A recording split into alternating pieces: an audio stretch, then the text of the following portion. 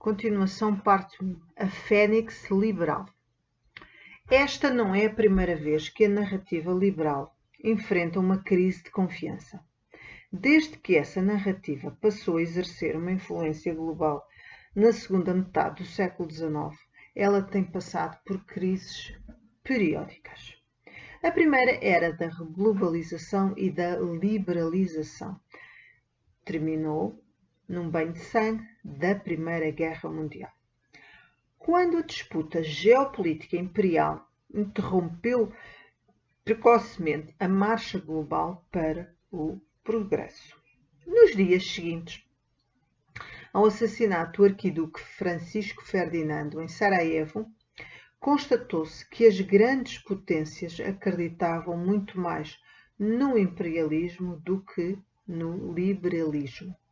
E em vez de unir o mundo mediante um comércio livre e pacífico, elas se concentraram em conquistar uma fatia maior do mundo pela força bruta.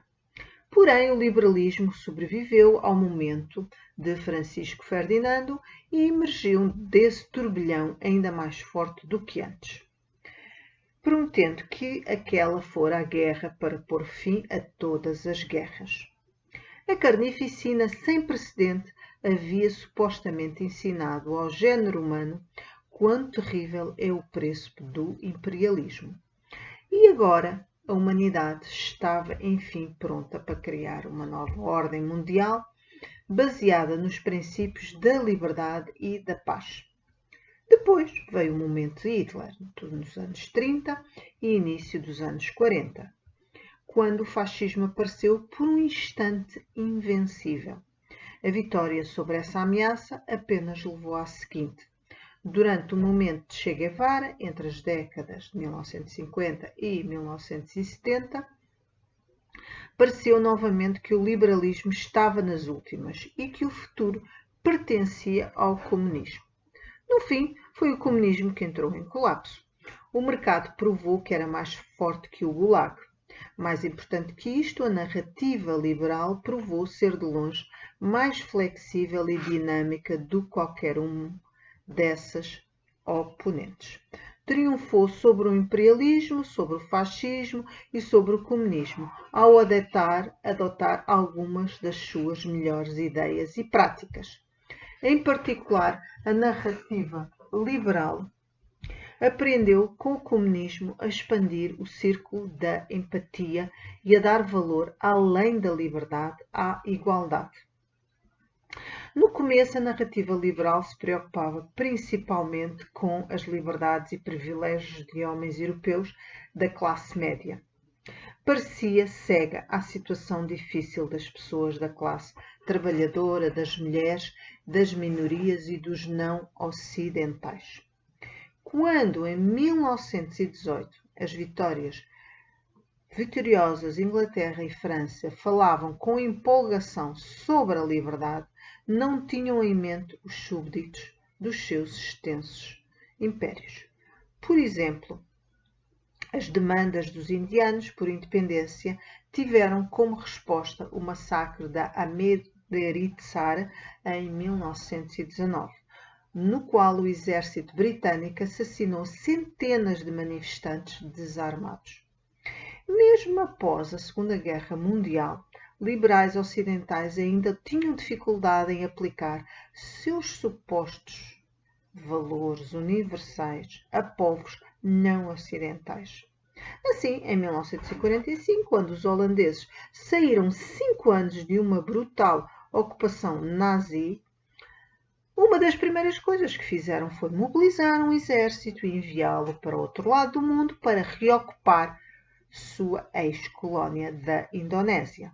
Se em 1940 os holandeses cederam a própria independência após um pouco mais de 5 dias de batalha, combateram por mais de 4 longos e amargos anos para suprimir a independência da Indonésia.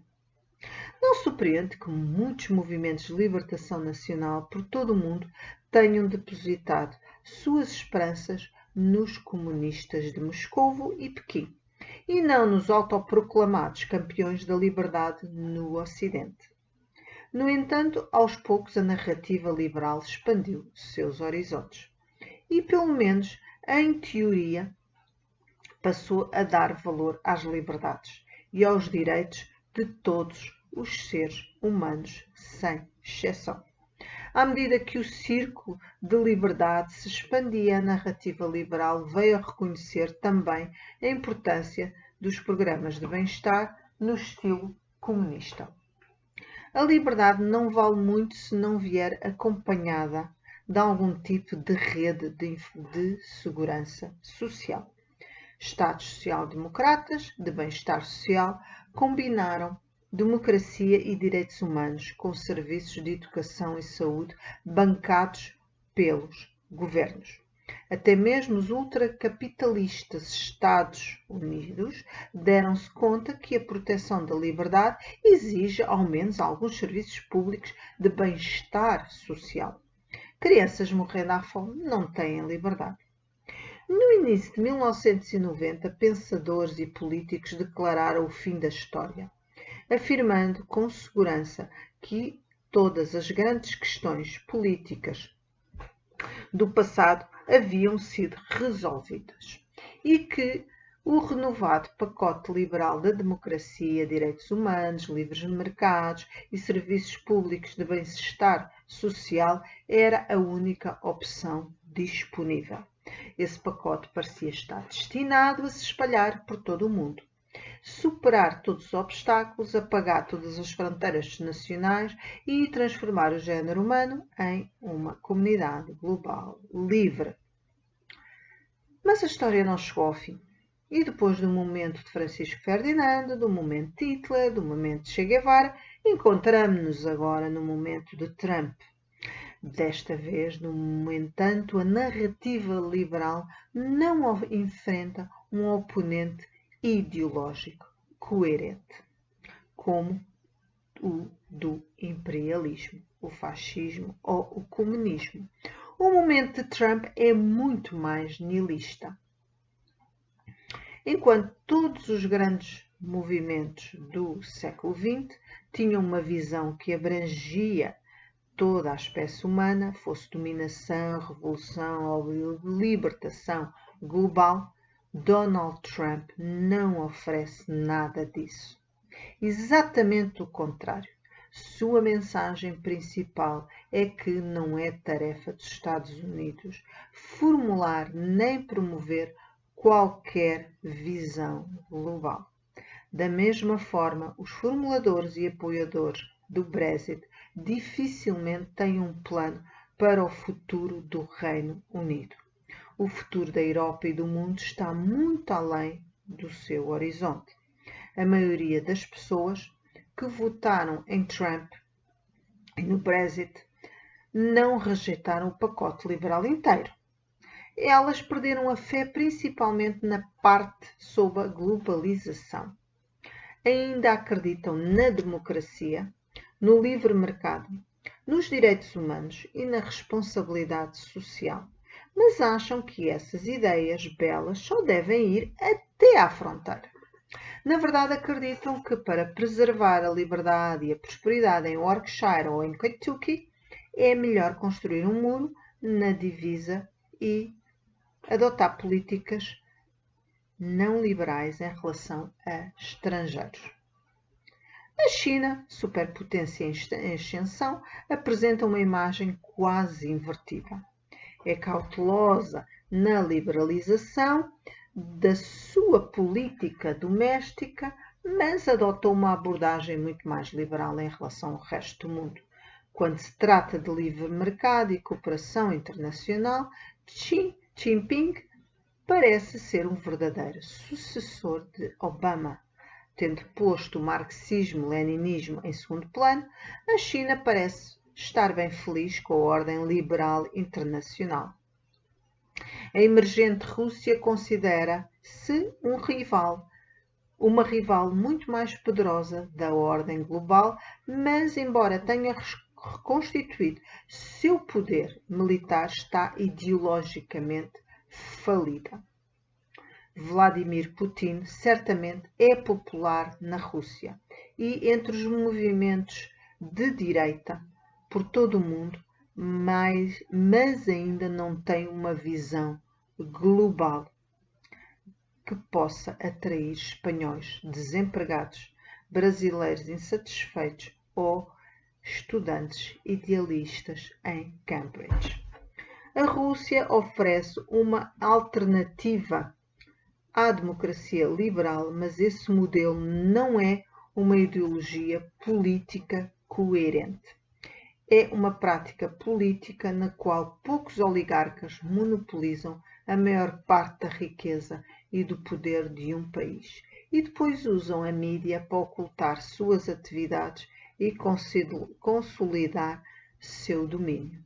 A democracia baseia-se no princípio de Abraham Lincoln de que é possível enganar todas as pessoas por algum tempo e algumas pessoas o tempo todo, mas não é possível enganar todas as pessoas todo o tempo todo. Se um governo é corrupto e não melhora a vida das pessoas, em algum momento os cidadãos se darão conta e substituirão o governo. Mas o controle da mídia pelo governo solapa a lógica de Lincoln, porque impede que os cidadãos conheçam a verdade.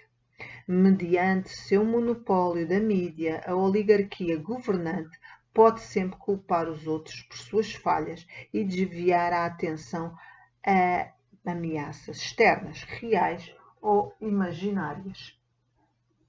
Quando se vive sob tal oligarquia, sempre haverá alguma crise que parece mais importante que coisas fastidiosas como o sistema de saúde ou a poluição. Se a nação está enfrentando uma invasão externa ou uma diabólica subversão, quem tem medo para se preocupar com hospitais sobrelotados e rios poluídos? Ao fabricar uma torrente interminável de crises, uma oligarquia corrupta pode prolongar seu domínio indefinidamente. Porém, mesmo que duradouro na prática, esse modelo oligárquico não atrai ninguém. Diferente de outras ideologias que expõem com orgulho sua visão, oligarquias dominantes não se gabam das suas práticas e tendem a usar outras ideologias como cortina de fumaça. Assim, a Rússia pretende ser uma democracia e a sua liderança proclama lealdade aos valores do nacionalismo russo e do cristianismo ortodoxo, e não à oligarquia. Extremistas da direita na França e na Inglaterra até podem confiar na ajuda russa e expressar admiração por Putin, mas seus eleitores não gostariam de viver num país que copiasse o modelo russo. Um país com corrupção endémica, serviços que funcionam mal, sem Estado de Direito e com uma desigualdade assombrosa. Segundo certos parâmetros, a Rússia é um dos países mais desiguais do mundo, com 87% da riqueza concentradas nas mãos de 10% mais ricos da população. Quantos apoiadores do Fronte Nacional da classe trabalhadora gostariam de copiar essa distribuição de riqueza na França? Humanos estão abandonando seus locais de origem. Em muitas viagens pelo mundo, conheci muitas pessoas que queriam emigrar para os Estados Unidos, Alemanha, Canadá ou Austrália. Conheci algumas que queriam se mudar para a China ou o Japão, mas ainda não conheci uma só pessoa que sonha em emigrar para a Rússia. Quanto ao Islã global, ele atrai principalmente aqueles que nasceram em seus braços. Embora seja capaz de seduzir algumas pessoas na Síria e no Iraque, mesmo jovens muçulmanos na Alemanha e na Inglaterra, é difícil imaginar a Grécia ou África do Sul, muito menos Canadá ou Coreia do Sul, aderindo a um califado global como solução para os seus problemas. Para cada jovem muçulmano, da Alemanha, que foi ao Oriente Médio, a fim de viver sob uma teocracia muçulmana. Provavelmente 100 jovens do Oriente Médio gostariam de fazer o percurso inverso e começar uma nova vida na Alemanha liberal. Isto talvez implique que a atual crise de fé seja menos grave que as suas predecessoras. Todo liberal, levado ao desespero pelos acontecimentos recentes, deveria simplesmente relembrar como coisas pareciam muito piores em 1918, 1938 ou em 1968.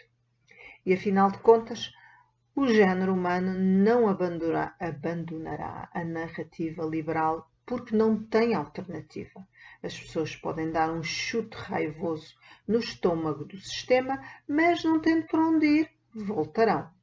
As pessoas podem também desistir totalmente de ter uma narrativa global de qualquer tipo e buscar abrigo em lendas nacionalistas e religiosas globais.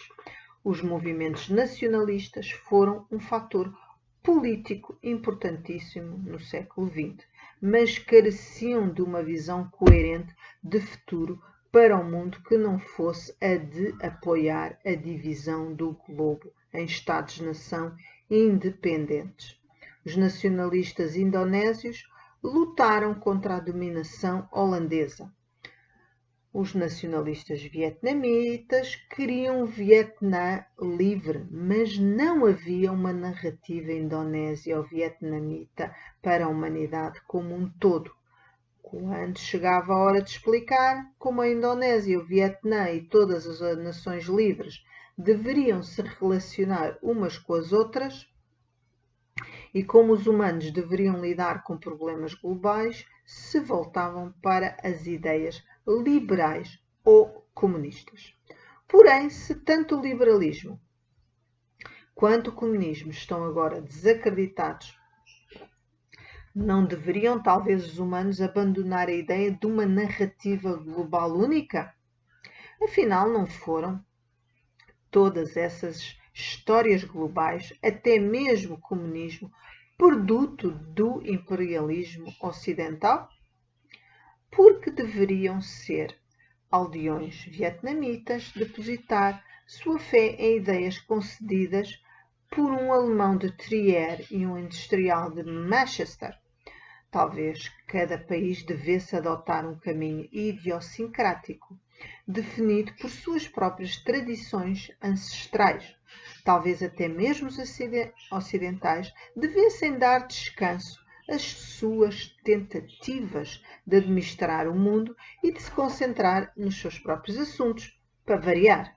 Sem dúvida, é isso que está acontecendo em todo o globo, quando o vácuo deixado pelo colapso do liberalismo está sendo, de forma vacilante, preenchido por fantasias nostálgicas de algum passado local dourado. Donald Trump associou seu chamado para o isolacionismo americano com uma promessa de tornar a América grande novamente, como se os Estados Unidos, nas décadas de 1980 ou 1950, tivessem sido uma sociedade perfeita que os americanos deveriam, de algum modo, recriar no século XXI. Os partidários do Brexit sonham em fazer da Inglaterra uma potência independente, como se ainda vivessem na época da Rainha Vitória e como se o isolamento esplêndido fosse uma política viável na era da internet e do aquecimento global. As elites chinesas redescobriram seus legados imperiais e confucianos nativos, como um suplemento ou mesmo um substituto para a duvidosa ideologia marxista que importaram do Ocidente. Na Rússia, a visão oficial de Putin não é uma construção de uma oligarquia corrupta, mas a ressurreição do antigo Império czarista. Um século depois da Revolução Bolchevique, que Putin promete o retorno às glórias do czarismo com um governo autocrático mantido pelo nacionalismo russo e pela fé ortodoxa, cujo poder se estende do Mar Báltico ao Cáucaso. Sonhos nostálgicos semelhantes que misturam a adesão ao nacionalismo com tradições religiosas. Sustentam regimes na Índia, na Polónia, na Turquia e em muitos outros países. Em nenhum lugar essas fantasias são mais extremadas do que no Oriente Médio, onde islâmicos querem copiar o sistema estabelecido pelo profeta Maomé na cidade de Medina 1400 anos atrás. Enquanto os judeus fundamentalistas em Israel superam até mesmo os islâmicos e sonham em retroceder 2500 anos até aos tempos bíblicos, membros da coalizão que governa a Inglaterra que governa Israel falam abertamente sobre a sua esperança de expandir as fronteiras modernas de Israel para que coincidam com as da Israel da Bíblia. Sob a reinstituição da lei bíblica e até mesmo sob a reconstrução do antigo templo de Yahvé no lugar da mesquita de Al-Aqsa. As elites liberais olham horrorizadas para esses desenvolvimentos e esperam que a humanidade volte ao caminho liberal, a tempo de impedir um desastre, em seu discurso final nas Nações Unidas. Em setembro de 2016, o presidente Obama advertiu seus ouvintes quanto ao retrocesso para um mundo radicalmente dividido e, acima de tudo, em conflito entre as fronteiras ancestrais de nação e tribo e raça e religião. Em vez disso, os princípios de mercados livres e governança responsável de democracia e direitos humanos e a lei internacional são o fundamento mais livre para o progresso humano neste século. Obama ressaltou com razão que, a despeito das numerosas deficiências do pacote liberal, ele tem um histórico muito melhor do que quaisquer alternativas. A maioria dos humanos nunca usufruiu de maior paz e prosperidade do que sob a égide da ordem liberal do início do século XXI. Pela primeira vez na história, doenças infecciosas matam menos que idade avançada. Fome mata menos que obesidade e violência mata menos do que acidentes. Mas o liberalismo não tem respostas imediatas para os maiores problemas que enfrentamos: o colapso ecológico e a disrupção tecnológica. O liberalismo baseou-se tradicionalmente no crescimento económico para resolver conflitos sociais e políticos complexos. O liberalismo reconciliou o proletariado com a burguesia, os crentes com os ateus, os nativos com os imigrantes e os europeus com os asiáticos, ao prometer a todos uma fatia maior do bolo. Com o bolo que crescia constantemente, isso era possível. Contudo, o crescimento económico não vai salvar o ecossistema global, justamente o contrário. Ele é a causa da crise ecológica. E o crescimento económico não vai resolver a questão da disrupção tecnológica. Ele pressupõe a invenção de mais e mais tecnologias disruptivas. A narrativa liberal e a lógica do capitalismo de livre mercado estimulam as pessoas a ter grandes expectativas. Durante a parte final do século XX, cada geração, seja em Houston, Xangai, Istambul ou São Paulo, usufruía de uma educação melhor, serviços de saúde superior e maior renda do que a que lhe antecedia. Nas décadas por vir, no entanto, devido a uma combinação de disrupção tecnológica e colapso ecológico, a geração mais jovem terá sorte de se permanecer nos mesmos patamares. Consequentemente, nos restou a tarefa de criar uma narrativa atualizada para o mundo. Assim, como as convulsões da Revolução Industrial deram origem a novas ideologias do século XX, as próximas revoluções na biotecnologia e na tecnologia de informação exigirão novas visões e conceitos. As próximas décadas serão, portanto, caracterizadas por um imenso exame de consciência e pela formulação de novos modelos sociais e políticos. Será o liberalismo capaz de se reinventar mais uma vez, como na esteira das crises das décadas de 1930 e 1960, e emergir ainda mais atraente? Será que a religião e o nacionalismo tradicionais são capazes de oferecer as respostas que escapam aos liberais e usar a sua antiga sabedoria para moldar uma visão de mundo atualizada? Ou terá chegado o momento de romper totalmente com o passado e criar uma narrativa completamente nova, que vá além não só dos antigos deuses e nações, mas até mesmo dos valores modernos centrais de liberdade e igualdade? Atualmente, o género humano está longe de qualquer consenso quanto a essas questões.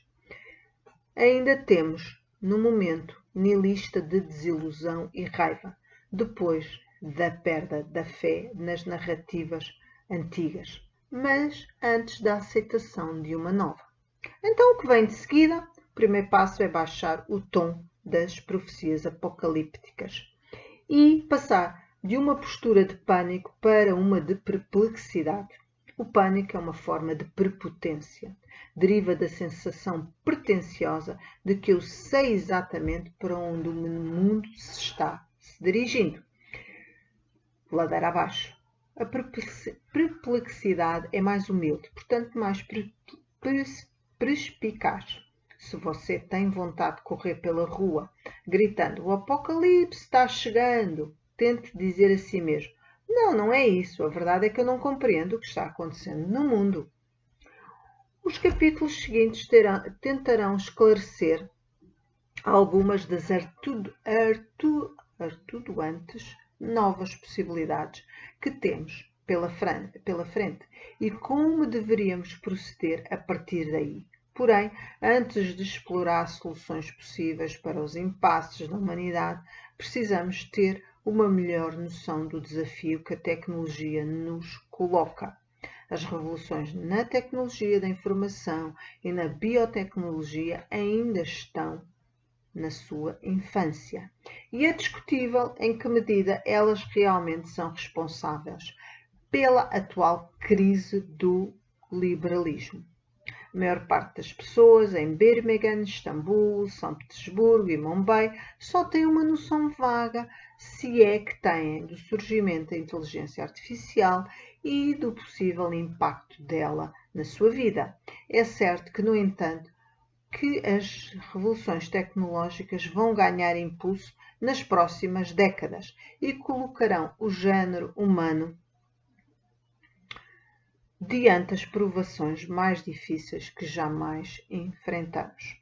Qualquer narrativa que busque ganhar a adesão da humanidade será testada, acima de tudo, em sua capacidade de lidar com as revoluções gêmeas na tecnologia de informação e na biotecnologia.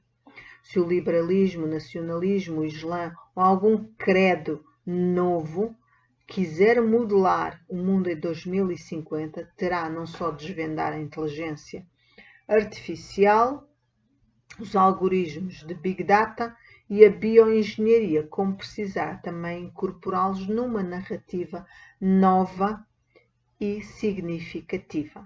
Para compreender a natureza desse desafio tecnológico, talvez seja melhor começar com o mercado de trabalho. Desde 2015, viajado pelo mundo e conversado com funcionários de governos, empresários, ativistas sociais e estudantes sobre os impasses da humanidade. Quando ficam impacientes ou entediados com essa conversa de inteligência artificial, algoritmos de Big Data ou bioengenharia, basta eu mencionar uma palavra mágica para atrair novamente a sua atenção. Empregos. A revolução tecnológica pode em breve excluir bilhões de humanos do mercado de trabalho e criar uma nova e enorme classe sem utilidade, levando a convulsões sociais e políticas com as quais nenhuma ideologia existente está preparada para lidar. Essa conversa sobre a tecnologia e ideologia pode soar muito abstrata e remota, mas a perspectiva real de desemprego em massa ou pessoal não deixa ninguém indiferente.